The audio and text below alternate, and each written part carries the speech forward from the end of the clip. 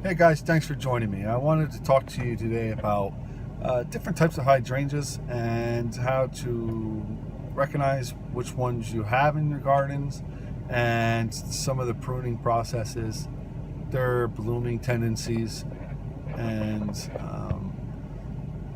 just an overall how to shape them and when to shape them and all these types of questions you may have about hydrangeas. There's two different types of hydrangeas. So there's an old stuff that grows from old wood and a hydrangea that grows from new wood. And it just pretty much means your old wood hydrangeas are going to grow from last year's blooms. So you're going to have the stalk and stuff that's going to be still left over from last year. And on that stalk in the spring, when it starts to grow again, you're going to start noticing your foliage popping out off of those old stalks. And if you don't see that early spring, the growth, the chances are you might have the other type of hydrangea, which is a new growth, and they come up every year, new stalks out of the ground.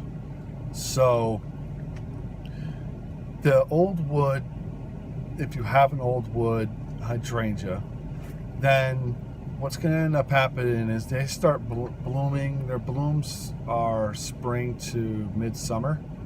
So probably around July is when you're going to start getting your last blooms. And it's going to be at this point in time when you're going to want to be doing your pruning and shaping after your old wood hydrangeas stop producing blooms. Like I said, in around July-ish, they're going to start immediately after that, very shortly after that, growing their blooms for next year. So if you don't trim at this point in time, and you trimmed later after that, you're going to be affecting next year's blooms, because it's kind of like a rhododendron. If you're familiar with them, they'll bud for next year. So it's the same concept. This is going to be setting up how it's going to bloom next year. So you want to do your pruning, shaping. If you're going to want to make it smaller, then you're going to want to do all those things at this point in time around midsummer when you get your last blooms. This way you don't affect next year's blooms and you can do all your pruning. Now, when you're also pruning something, one of your hydrangeas, you're going to want to remove 1/3 of the dying or dead stalks. And when you do that, cut them all the way down to the ground. Get them out of there. All right, clean it right up, and that'll help. Now, if you're going to be leaving some of the old wood, because that's where you're going to get your growth, okay? So the stuff that you're leaving, if you want to make it smaller, cut it about 1/3 above the last notch of the height that you want. So if you wanted it to be 3 foot tall, then go up around 3 foot, find a notch that's close to that area, and cut it about 1/3 of the distance between that notch and the notch above it. That's pretty much the rule of thumb for that.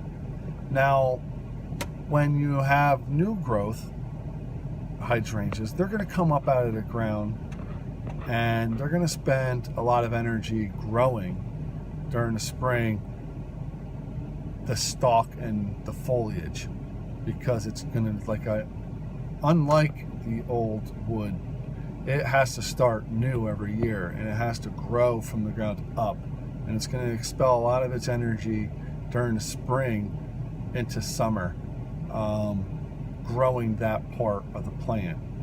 And then you're going to get kind of like a midsummer bloom to a fall bloom. That's when it's going to end up having your blooms. It's going to be green and be growing throughout this year, but it's going to start blooming midsummer to fall, okay? And you're going to want to do pruning in 2 different phases with this, depending on what you want. So there's a late winter prune and there's a fall pruning. Now, fall pruning is going to give you smaller flowers, but more sturdier of a stalk.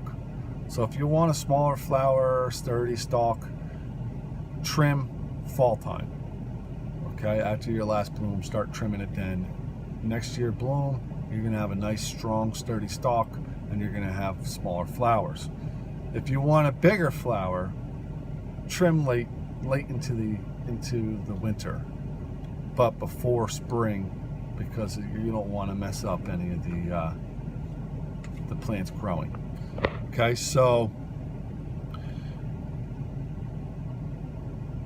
any stalks at this point in time also that are dead or dying, you're also going to want to remove it, just like on the old wood.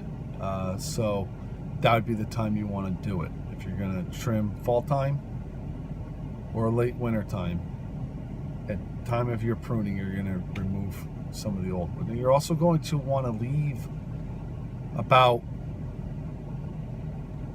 2/3 of the bush or the hydrangea, and you're going to kick out about 1/3 of the stalks. It's going to help grow next year. It's going to help get some air in there and make it better for the plant to grow. Okay, so you're leaving some of the old wood. Why would you do that on a new growth, on a new wood hydrangea? If they're coming from the ground, why would you leave any of the old wood? What's the purpose? Well, the purpose is it supports the stalks when they get the blooms on them, because hydrangeas are kind of top heavy. So if you don't have the old wood in there, they'll be kind of floppy a little bit more than maybe if you like that look, go ahead, and remove everything. But I would suggest leaving about 2/3 of it and trimming it down maybe to about 1 foot high, 2 foot high, and leaving it.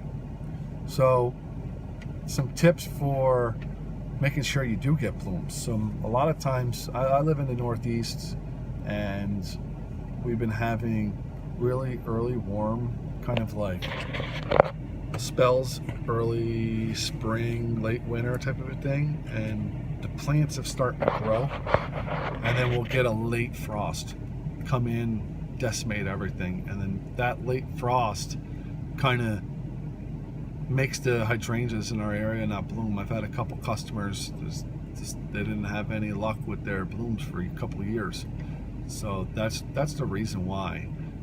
Way to prevent this is to leave some leaves around them, so as frost comes, it'll fall on the leaves and not the plants.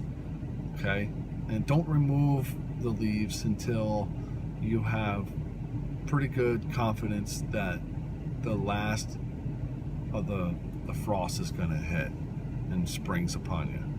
You could also cover them in burlap, and that'll prevent the frost as well. So I hope you found this video informative and helpful. If you have any questions, please leave a comment below, and I will definitely get back to you. If anything was confusing or you needed some more information, please feel free to ask. And good luck with your hydrangeas. They're a great plant, and they're very beautiful.